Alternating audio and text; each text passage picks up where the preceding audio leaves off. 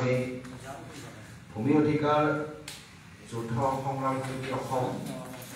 আৰু Karbi Anglong solar power project affected peoples rights কমিটিৰ ফালৰ পৰা স্বাগতম জনাইছোঁ। আজি এটা বিশেষ বিষয় লৈ পেলাই আমি আপোনালোকৰ আগত কিছু কথা ক'ব বিচাৰিছোঁ। আমাৰ লগত আছে ভূমি অধিকাৰ যুদ্ধ সংগ্ৰাম সমিতিৰ আহ্বায়ক কনকদলৈ ডাঙৰীয়া, Karbi Anglong solar power project affected peoples rights কমিটিৰ আহ্বায়ক অনিতা মেটছ বাইদেউ আৰু ডাঙৰীয়া, আৰু লগতে আমি যি আজি সংবাদ মেল সম্বোধন কৰিবলৈ গৈ আছোঁ যি বিষয়ৰ ওপৰত, সেই বিষয়ৰ পৰা ক্ষতিগ্ৰস্ত কাৰ্বি আংলঙৰ লংকাঠা অঞ্চলৰ পৰা অহা মহৰীকাঠাৰ ৰিচুথেৰন তেওঁলোকৰ মাজত উপস্থিত আছে। মই জাষ্ট ইন্ট্ৰডাকশ্যনটো কৰি দিব কৈছোঁ যে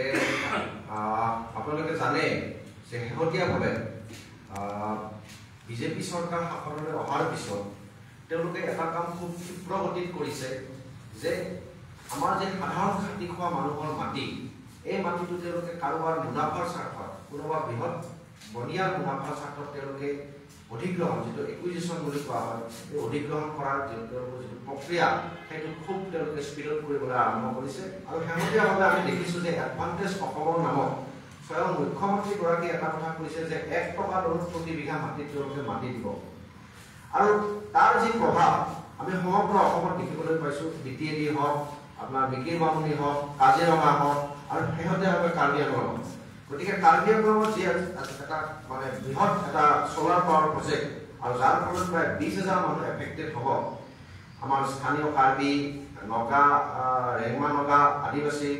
এই মানুহসকলক আকৌ উচ্ছেদিত কৰি কাৰোবাৰ বৃহৎ মুনাফাৰ স্বাৰ্থত, বৃহৎ পুঁজিৰ স্বাৰ্থত এই মানে উচ্ছেদ কাৰ্য তাত সম্পাদন কৰিবলৈ গৈ আছে অসম চৰকাৰ আৰু কাৰ্বি আংলং স্বায়ত্তশাসিত পৰিষদে। আৰু তাৰ পৰা যি এই সোলাৰ পাৱাৰ প্ৰজেক্টৰ পৰা যি কাৰেণ্ট প্ৰডাকশ্যন কৰা হ'ব, সেয়া অসমৰ আৰু কাৰ্বি আংলঙৰ মানুহৰ কাৰণে কিমান সুবিধাজনক হ'ব নে সেই বাহিৰত যাব, সেই বিষয়ে অসম চৰকাৰে কোনো ক্লিয়াৰকৈ কথা কোৱা নাই। গতিকে এই গোটেই বিষয়টো মই মানে বিতংকৈ ক'বলৈ Karbi Anglong solar power affected peoples rights কমিটিৰ আহ্বায়ক বিক্ৰম হংসে ডাঙৰীয়াক মই আপোনালোকৰ সন্মুখত বক্তব্য আগবঢ়াইছোঁ।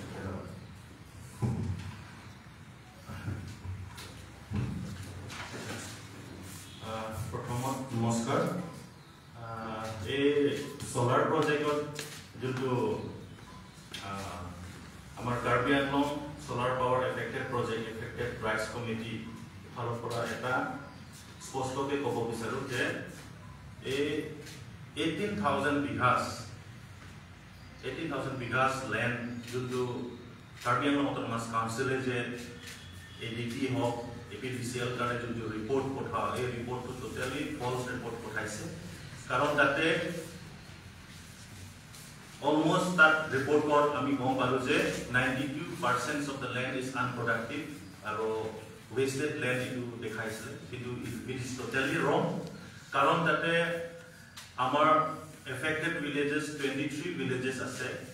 more than 20,000 peoples are residing there, আৰু তাত বিভিন্ন bamboo plantation, agriculture, horticulture plantation আছে। এই ক্ষেত্ৰত ৰুৰেল ইকনমি তাত পৰাই চলি আছে। চ' যদি এই এৰিয়া যদি 18,000 বিঘাছ লেণ্ড যদি ডিছপ্লেচ কৰিব লগা হয়, ইভিকশ্যন কৰিব লগা হয়, তেতিয়াহ'লে এই এফেক্টেডৰ যোনটো পাব্লিকবিলাক বহুত লাইফটো মানে এটা ডেঞ্জাৰ আহি যাব। চ' এইটো কাৰণে আমাৰ Karbi Anglong solar power project affected peoples right committee ফালৰ পৰা স্পষ্টকৈ ক'ব বিচাৰোঁ যে this project has to be withdrawn, this project has to be cancel from that area. কাৰণ ইট উইল ইম্পেক্ট কালচাৰেলি, আৰু আমাৰ যিমান তাতে ট্ৰাইবছ আছে, নাগা হওক, কাৰ্বি হওক, গাৰো হওক, আদিবাসীসকল হওক, এইসকলৰ তাতে এনচেষ্ট্ৰেল যোনটো লিগেচি আছে এইটো নাইকিয়া হৈ যাব। ত' এইবিলাক কৈ আমি আজি আমাৰ লগত এফেক্টেড সকলো আছে সেইবিলাকো ক'ব, কিন্তু মোৰ ফালে এটা গভৰ্ণমেণ্টক ক'ব বিচাৰোঁ যে যদি solar power আনিব বিচাৰো তেতিয়াহলে আমি ইমান ডাঙৰ হিউজ প্ৰজেক্ট কাৰণে আমি বিচাৰা নাই আৰু কোনো কাৰ্বি হক ট্ৰাইবেল সকল হক এই পাৱাৰটো এতিয়ালৈকে বিচাৰা নাই যদি আনিব বিচাৰে তেতিয়াহলে small scale systemত আনিব পাৰো which will acquire only small block of land কিন্তু এতিয়া নহয় এটো 18000 বিঘাস মানে বৰজানত মানে এটা Autonomous Council of MAC constituency, half it to Gusijabo. Half part of the constituency to Naija Hojabo, it to Gane, a Iman land acquisition curriculum, Kane, Ami to support, government support to Gobisarana. So immediately if you withdraw curriculum, Judy withdraw no correct,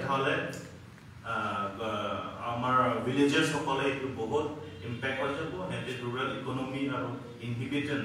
to lifestyle পুৰা ধ্বংস হৈ যাব apart from that আমাৰ তাতে wildlife elephant corridor আৰু G জন্তু আমি তাতে animals তাতে available আছে এইবিলাক লাইফ পুরা destroy হৈ যাব এটো কাৰণে আমি পুৰা গভৰ্ণমেণ্টক এবাৰ ক'ব বিচাৰো state government হওক central government হওক that it has to be withdrawn from that particular area এটো ক'ব বিচাৰো thank you Thank you. এতিয়া আপোনালোকৰ সন্মুখত এড্ৰেছ কৰিব অনিতা মেছ ডাঙৰীয়ানী কাৰ্বি আংলঙৰ এগৰাকী ৰিনাউণ্ড এক্টিভিষ্ট হয় আৰু এই বিষয়টো লৈ পেলাই তেওঁ দীৰ্ঘদিনৰ পৰা সংগ্ৰাম কৰি আছে মই তেখেতলৈ মাইক্ৰফোন আগবঢ়াই দিছোঁ Thank you. Actually, I'll speak in English so that everyone understands also. Supposing we are given a land, there is an act of land acquisition. 1964 land acquisition is already there, and it has been reviewed in 2013 again, and also 2020 again another review. But in all the reviews, it is said that should be transparency and land rehabilitation, resettlement act, all the and it regulates in the land acquisition. Now, a land can be given to any person, be it institution or whatever it is, when the land is free from encumbrances. But the particular 1,800 bighas of land in Karbi Anglong that the solar project is wanting to acquire is not free from encumbrances because the villagers does not want to give the land for the solar project. You know, the government itself, they have not followed the rules of the land acquisition. The ADB and APDCL also. APDCL has given their estimate and reviews to the ADB where it is completely wrong. Because in the first place, the government has not informed any of the individual villagers through notice, through not written notice, that the land will be acquired for solar. Number two is, they might have given to the GBs, the Gamburas, the Sarkari Gamburas, but the Sarkari Gamburas also have to circulate the same in written to the public, which was not done to any individual. So this is all out of law. And as the saying goes on, the land which is not free from encumbrances is totally, we cannot let any person come and do. In an instance, I have heard that the forests were asked to cut away the jungles through the APDCL. But how can that be done prior to giving compensation or prior to information to the public? There are 2,000 to 3,000 bighas of land under citronella, rubber plantations, teak plantations, the cash crops like paddy, bamboo, wildlife, domestic animals also are grazing there, which can never be destroyed. And our local people are uneducated, illiterate, first of all. So, government cannot manipulate the poor people like this. There are costly trees like sandalwood, everything, but that was not estimated at all by the government. By the KCC also, they have not done that. How can they do? They have never gone to the village. Sitting in the office, they are manipulating patas. There are many land, they are saying that it is government land, but it is already surveyed. That number has been given to every individual. Why patas are not made by the villagers? Because when we go to the make patas, some of the staff are asking so much huge amount to make patas. That is why public is not getting the pata. And some people, I will give you proof if you need it, some people have made patas through some mandals and SKs in the office, without the KSCC also, in their knowledge also. They have produced some NC patas of somewhere else, and they have located our land. My land also has been made pata by somebody else. I have my own land there, but it has been manipulated. And they are saying that the land belongs to somebody else. Why have they not? Why have the ADB or PDCL or the Autonomous Council? Why have they not published in the Gazette of India that so many beneficiaries are going? They have not gone through the process of land acquisition also. They have not published the beneficiaries list. They have not published if any claims and objections by the public. They should be given 30 to 60 days time. That also was not done. So everything is out of law. And be it out of law or not, the 18,000 land owners, we are not going to give our land for solar project. Thank you.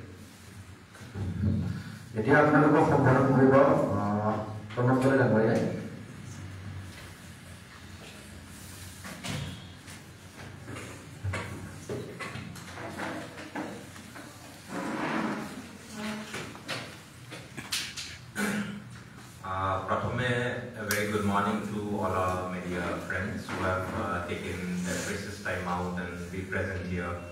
to tell the people of Assam and India actually what is happening in Karbi Anglong, an indigenous territory where majorly Karbi and Naga people have ownership over the land. Aru সমগ্ৰ অসমবাসীক আমি অনুৰোধ জনাম যাতে আপোনালোকে এই বিষয়বস্তুটো গুৰুত্ব সহকাৰে লয়। এতিয়া কাৰ্বি আংলঙৰ যি অঞ্চলত 18,000 বিঘা প্ৰায় 1000 মেগাৱাটৰ সৌৰশক্তি মানে সোলাৰ পাৱাৰ জেনেৰেট কৰিবৰ কাৰণে এখন বৃহৎ সোলাৰ পাৰ্কৰ ঘোষণা কৰা হৈছে। সোলাৰ পাৰ্ক আমি ইমান দিনে অসমৰ মানুহে নেশ্যনেল পাৰ্কৰ কথা শুনি আহিছো, আমি নিজে কাজিৰঙাৰ মানুহ হিচাপে পাৰ্কৰ নামত কেনে ধৰণৰ কি ঘটনা মানৱ অধিকাৰ বা আমাৰ থলুৱা জনগোষ্ঠীয় জনজাতি মানুহৰ কি প্ৰতাৰিত অৱস্থা হৈছে আমি সকলোৱে জানো। আকৌ পুনৰবাৰ তেখেতসকলে এইবাৰ সৌৰশক্তিৰ পাৰ্ক সোলাৰ পাৰ্ক এখন গঢ়িবৰ কাৰণে নতুন এটা কনচেপ্ট আনিছে আৰু সেইটো 18,000 বিঘা, এবিঘা দুবিঘা নহয়, গুৱাহাটী চহৰখনতকৈও বেছি ভূমিকালী তেখেতসকলে কাঢ়ি লৈছে। কোনো ধৰণৰ কথা নোকোৱাকে, কোনো ধৰণৰ ন্যায়িক সাংবিধানিক প্ৰক্ৰিয়া তেখেতসকলে অৱলম্বন নকৰাকে কাঢ়ি ল'বলৈ লৈছে। আৰু সেইকাৰণে আজি সুদূৰ কাৰ্বি আংলঙৰ পৰা আমাৰ তাৰ ভুক্তভোগী ৰাইজৰ লগতে যি তাৰ সৌৰশক্তিৰ এই ভূমি দখলৰ বিৰুদ্ধে যিসকল লোকে তাত যুঁজি আছে তেখেতৰ প্ৰতিনিধি আহি আজি গুৱাহাটীত উপস্থিত হৈছিল। আজি 18,000 বিঘাৰ তেখেতসকলে কৈছে যে আমি সকলোৱে জানো অট'নমাছ কাউন্সিলত আটাইতকৈ প্ৰমুখ হিচাপে মূল্যবোধ দিয়া হয় পৰম্পৰাগতভাৱে যি তেখেতসকলৰ হাতত ভূমি থাকে, আৰু সেইকাৰণেই যাতে বহিৰাগতৰ হাতলৈ আমাৰ জনজাতীয় মানুহৰ মাটি নাযায়, তাৰ কাৰণেই ভাৰতৰ সংবিধানৰ 6ষ্ঠ অনুসূচীত অট'নমাছ কাউন্সিল 6 শেডিউলৰ এটা ধাৰাও আমাৰ লিপিবদ্ধ কৰা হৈছিল। আজি তাৰ সম্পূৰ্ণৰূপে উলংঘা কৰা আমি কাৰ্বি আংলঙত দেখা পাইছো। আজি 18,000 বিঘাৰ 92% মাটি তেখেতসকলে কৈছে যে তাত কোনো ধৰণৰ মানুহৰ তাত দখল নাই বুলি। আৰু আমাৰ গাঁৱৰ ৰাইজে সকলোৱে জানে যে তাত 23খন গাঁও, য'ত প্ৰায় 15খন কাৰ্বি গাঁও, 15-16খন কাৰ্বি গাঁও, 7-8খন নগা গাঁও, কেইখনমান আদিবাসী গাঁও আছে, যিসকলে তাত যুগ যুগ ধৰি আজি কেবা প্ৰজন্ম ইতিহাসে ভাৰতৰ ইতিহাসে দুখী নোপোৱা অসমৰ ইতিহাসে দুখী নোপোৱা দিনৰ পৰা তাত আমাৰ মানুহে সেই ভূমি সংৰক্ষিত কৰি ৰাখিছে পৰম্পৰাগতভাৱে তেখেতসকলে তাত দখলীকৃত হিচাপে ৰাখিছে আৰু কেৱল মাত্ৰ নিজৰ পৰিয়ালকে পোহপাল দিয়া নহয় সেই অঞ্চলত হাতী পহু বাইছন যেটো আমাৰ নাগালেণ্ডৰ ৰাষ্ট্ৰীয় এনিমেল এই সকলোবোৰৰে বিচৰণ ভূমি হয় বাসস্থলী হয় তেনে চৰ্তত এনে ধৰণৰ পাৰিপাৰ্শ্বিকভাৱে ৰাইজৰ কাৰণে এটি গুৰুত্বপূৰ্ণ অঞ্চল এই কাৰ্বি আংলং অটোনমাস কাউন্সিলৰ তুলিৰাম ৰংহাং ডাঙৰীয়াৰ নেতৃত্বত আৰু অসমৰ মুখ্যমন্ত্ৰী হিমন্ত বিশ্ব শৰ্মাৰ নেতৃত্বত এডিবিক এটা পুঁজিৰ বাবে ধাৰ ল'ব ঋণ লৈ পেলাই তাত এটা প্ৰকল্প কৰিবৰ কাৰণে সম্পূৰ্ণৰূপে এখন মিছা ছবি তেখেতসকলে তৈয়াৰ কৰিছে আজি তুলিৰাম ৰংহাঙৰ হাজাৰ হাজাৰ বিঘা মাটি তেখেতৰ নামত থাকিব পাৰে তেনে তাৰ 23খন গাঁৱৰ মানুহৰ এবিঘাও একথাও মাটি কিয় নাই এই প্ৰশ্ন কিন্তু আজি সমগ্ৰ অসমবাসী তথা কাৰ্বি আংলংবাসীয়ে উত্থাপন কৰিবলৈ আমি বাধ্য হৈছো আজি ভাৰতৰ বিভিন্ন আইন আছে কাৰ্বি অটোনমাস কাউন্সিলৰ সেফগাৰ্ড সিকিউৰিটি দিয়াৰ হস্ত সংযোজন থকাৰ লগতে ল্যান্ড একুইজিশনৰ ফেয়াৰ কম্পেনসেশনৰ ফেয়াৰ প্ৰসেছৰ 2013 ৰ আইন আছে তাৰোপৰি এনভাইৰনমেন্ট ইম্প্যাক্ট অ্যাসেসমেন্ট বা সোশ্যাল ইম্প্যাক্ট অ্যাসেসমেন্ট কৰিবলগীয়া কিছুমান তেখেতসকলৰ দায়বদ্ধতা আছে কিন্তু এই প্ৰকল্পটোত আমি দেখা পাইছো যে সম্পূৰ্ণৰূপে গাপ দিয়া হৈছে কোনো ধৰণৰ ইয়াত আইন তেখেতসকলে মানি চলা নাই আৰু ইয়াত হৰসংখ্যক 23খন গাঁৱৰ মানুহক তেখেতসকলৰ মাজতে মিছা কথা প্ৰলোভন দি পেলাই যে ইয়াত আপোনালোকৰ ৰাস্তা বনিব চাকৰি পাব আমুক পাব আমাক স্পষ্টভাৱে মুখ্যমন্ত্ৰী ডাঙৰীয়াই ক'ব পাৰিব যে সোলাৰ পাৱাৰ প্ল্যান্টত কি হয় কি চাকৰি পাব আমাৰ মানুহে কোনো ধৰণৰ চাকৰিৰ কথা আমাৰ মানুহে দাবী কৰা নাই আমাৰ মানুহে দাবী কৰিছে যে ইয়াত যুগ যুগান্তৰৰ কাৰণে যিখিনি মাটি আমাক লালিত পালিত কৰি ৰাখিছে আমাৰ কাৰ্বি সংস্কৃতিক জীৱিত ৰাখিছে আমাৰ নগা সংস্কৃতিক জীৱিত ৰাখিছে আমাৰ অসমীয়া সংস্কৃতিক জীৱিত ৰাখিছে আজি কাৰ্বি আংলঙৰ পৰা বৈ অহা নদী কিখন নাথাকিলে কাজিৰঙাৰ মৃত্যু হ'বলৈ বহুত বেছি দিন নালাগে আৰু সেই গোটেই পাহাৰখিনি যেতিয়া তাত খান্দি পেলাব 18000 বিঘা তেতিয়া তাত কেনেকৈ তাৰ বাতাবৰণ পাৰিপাৰ্শ্বিকতা সন্তুলন কেনেকৈ এখন চৰকাৰে ৰাখিব আমাক ক'ব পাৰিবনে কেৱল মাত্ৰ অসমৰ মানুহৰ মূৰত কাৰ্বি আংলঙৰ মানুহৰ মূৰত $435 মিলিয়ন US মিলিয়ন ডলাৰ এটা ঋণ ল'বৰ কাৰণে মিছা কথা তেখেতসকলে কৈছে তাৰমানে 4000 কোটি টকা হেয়া কোনে তাক পৰিশোধ কৰিব আমি কৰিম আমাৰ প্ৰজন্মই কৰিব অসমীয়া জাতিয়ে কৰিব আৰু কিহৰ কাৰণে কৰিম আৰু এই বিজুলী বাতি কলে নিব তেখেতসকলে ব্যক্তিগত কোনো খণ্ডক কটাই দিব কাৰণ গোটেই মডেলটো হৈছে public private model PPP model তাৰ মানে গোটেই সম্পূৰ্ণ মাটি ভূমি আমাৰ পৰা কাঢ়ি ল'ব অসম চৰকাৰে কটাই দিব আদানী বা আম্বানী বা টাটাৰ দৰে কোম্পানী এডভান্টেজ আছে আমাৰ তাৰে চুক্তি কৰিছে ইমান হেউজিয়া শক্তিত আমি বিনিয়োগ কৰিম বুলি হেউজিয়া শক্তি কেতিয়া হ'ব যেতিয়া আমাৰ পাৰিপাৰ্শ্বিক গোটেই আমাৰ ভাৰসাম্যতা সন্তুলন ৰক্ষা কৰিব পাৰিব তেখেতসকলে 18000 বিঘা গোটেই পাহাৰ নদী কাটি শেষ কৰি কোন দিশত আপোনালোকে কওকচোন অসমৰ ৰাইজে আমাক কওক কেনেকৈ সেইটো এটা সেউজীয়া শক্তিৰ প্ৰকল্প হ'ব পাৰে 18000 বিঘা বিঘা নহয় 23খন গাঁও আজি আমাৰ তাৰ থলুৱা বাসিন্দা জনজাতীয় মানুহ কলে যাব তাত তেখেতসকলে গৈ কাইলৈ গুৱাহাটীত আহি আনৰ ঘৰত বাচন বৰ্তন ধুব লাগিব কোনোবা ফেক্টৰীত বিলীন হৈ যাব লাগিব তেনে ধৰণৰ উন্নয়ন আমাক নালাগে এই কথা গাঁৱৰ ৰাইজে কৈছে 23খন গাঁৱৰ মানুহে কৈছে 435 million just 50% of the investment there তাৰ বাকি 25% তেখেতসকলে অসম বা ভাৰত চৰকাৰে কৰিব বুলি কৈছে আৰু 25% ইনভেষ্টমেন্ট তাত প্ৰাইভেট কোম্পানী দিব আৰু যি প্ৰাইভেট কোম্পানী তাত ইনভেষ্ট কৰিব কেৱল মাত্ৰ 25% ইনভেষ্ট কৰি তেখেতসকলে 25% ইনভেষ্ট কৰি তাৰ সম্পূৰ্ণৰূপে অধিকাৰী স্বত্ব তেখেতসকলে লয় এই ধৰণৰ নীতিৰ আমি সম্পূৰ্ণৰূপে বিৰোধিতা কৰো অসমৰ সঠিক উন্নয়নৰ কাৰণে আমাক এনে ধৰণৰ মডেলে যে আমাক আগুৱাই নিব নোৱাৰে এই কথা আমি সম্পূৰ্ণৰূপে বুজো হয় ডেমোক্ৰেটাইজ হ'ব লাগিব গোটেই পাৱাৰ সেক্টৰটো এনাৰ্জি সেক্টৰটো আমি কেৱল মাত্ৰ 18000 বিঘা আজি কাৰ্বি আংলঙৰ যিসকল মানুহে নিদু কৈছে কাৰণ আপোনালোকে তাত ল্যান্ড এক্ট আপোনালোকে ফলো কৰা নাই এনভাইৰনমেন্ট এক্ট ফলো কৰা নাই তাত কাৰ্বি অটোনমাস কাউন্সিলৰ যি আইন আছে সেই সকলোবোৰ আপোনালোকে ফলো কৰা নাই এই কোনো ধৰণৰ তাত কনসেন্ট লোৱা প্ৰসেস বা পাব্লিক হিয়াৰিঙৰ প্ৰক্ৰিয়া আপোনালোকে কৰা নাই যদি এডিবিৰ অফিচিয়েল আহে তাত আমাৰ মানুহে যেতিয়া কথা ক'বলৈ যায় তেতিয়া তাৰ চৰকাৰী গাঁওবুঢ়াৰ কিছুমান কোম্পানী পক্ষ দালালে ধমকি দি পেলাই মানুহৰ মুখ বন্ধ কৰি দিয়ে এই ধৰণৰ নীতি কিন্তু মানি চলি থকা নহব আমি সম্পূৰ্ণৰূপে সজাগ কৰি দিব বিচাৰিছো অসমৰ ৰাইজক যে আমি অসমখন প্ৰকৃতাৰ্থত যদি উন্নত হ'বলৈ হয় কাৰ্বি আংলং অটোনমাস কাউন্সিল যদি উন্নত হ'বলৈ হয় তাৰ মানুহক ধ্বংস কৰি নহয় এই প্ৰক্ৰিয়াটো ডেমক্ৰেটাইজ হ'ব লাগিব সংবিধান প্ৰণোদিত হ'ব লাগিব য'ত আপোনালোকে আমাৰ মৌলিক অধিকাৰসমূহ সুৰক্ষিত কৰিব লাগিব আৰু 18000 বিঘা $435 মিলিয়ন US ডলাৰৰ যি ঋণ আপোনালোকে আমাৰ মূৰত জাপি দিবলৈ লৈছে সেইটো আমি কেতিয়াও মানি নলওঁ এয়া সমগ্ৰ কাৰ্বি আংলং আৰু অসমবাসীৰ স্পষ্ট কথা আৰু স্পষ্ট দাবী এই প্ৰজেক্টটো আপোনালোকে অতি শীঘ্ৰেই আপোনালোকে ৰিপিল কৰিব লাগে এডিবিৰ লগত আপোনালোকে কথা পাতিব লাগিব তাক গণতান্ত্ৰিকভাৱে অসমক উন্নত কৰিবৰ কাৰণে কেনেকৈ আপোনালোকে টকা পইচা আনিব পাৰে তাৰ বাবে আপোনালোকে চিন্তা কৰক সাধাৰণ দুখীয়া মানুহক প্ৰতাৰিত কৰি বিতাৰিত কৰি ধ্বংস কৰি আমি কোনো কাৰণতে অসমৰ উন্নয়ন হ'ব দিব নোৱাৰো উন্নয়ন হলে সকলোৰ কাৰণে হ'ব লাগিব কাৰোবাক মাৰি পেলাই কাৰোবাক ধনী এটা প্ৰকৃত উন্নয়নৰ মডেলৰ কাৰণে নতুন প্ৰজন্মৰ সকলো আগবাঢ়ি আহিছে জনগণ আগবাঢ়ি আহিছে আমাৰ ষ্ট্ৰেংথ যিসমূহ এৰিয়াত আছে তাত ফ'কাছ নকৰি এতিয়া আমাৰ ষ্ট্ৰেংথ নথকা নন্দিতা গাৰ্লোচা ডাঙৰীয়ানীয়ে নিজে উপস্থাপন কৰিছে এছেম্বলিত that Assam is not suitable for solar energy production because most of the time we are covered by cloud there is monsoon তেখেতে এছেম্বলিত কৰি থৈছে আমি কোৱা কথা নহয় নন্দিতা গাৰ্লোচা যেতিয়া তেখেত নিজে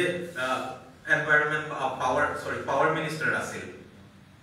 তাৰ পিছত কেনেকৈ 18000 বিঘা মাটি লৈ পেলাই য'ত পাৰিপাৰ্শ্বিকভাৱে সম্পূৰ্ণৰূপে ধ্বংস কৰি তাৰ প্ৰভাৱ সমগ্ৰ কাৰ্বি আংলঙে নহয় গোলাঘাট ডিষ্ট্ৰিক্ট ডিমাপুৰ নগালেণ্ড সকলোতে পৰিব এই ধৰণৰ প্ৰকল্প আমি কেতিয়াও মানি ল'ব নোৱাৰো গণতান্ত্ৰিকভাৱে আলোচনা কৰিবৰ কাৰণে চৰকাৰক সময় থাকোতে আমি আহ্বান জনালো অন্যথা তাত যি প্ৰতিৰোধ সংগ্ৰাম কৰি উঠিছে তাৰ বাবে সম্পূৰ্ণৰূপে কিন্তু জগৰীয়া অসম চৰকাৰ হ'ব আৰু কাৰ্বি অটোনমাস কাউন্সিলৰ মুৰব্বীসকল হ'ব আৰু এছিয়ান ডেভেলপমেণ্ট বেংক এটা বেংকে আমাক ধাৰ দিছে আমাৰ ওপৰত তেখেতসকলে কোনো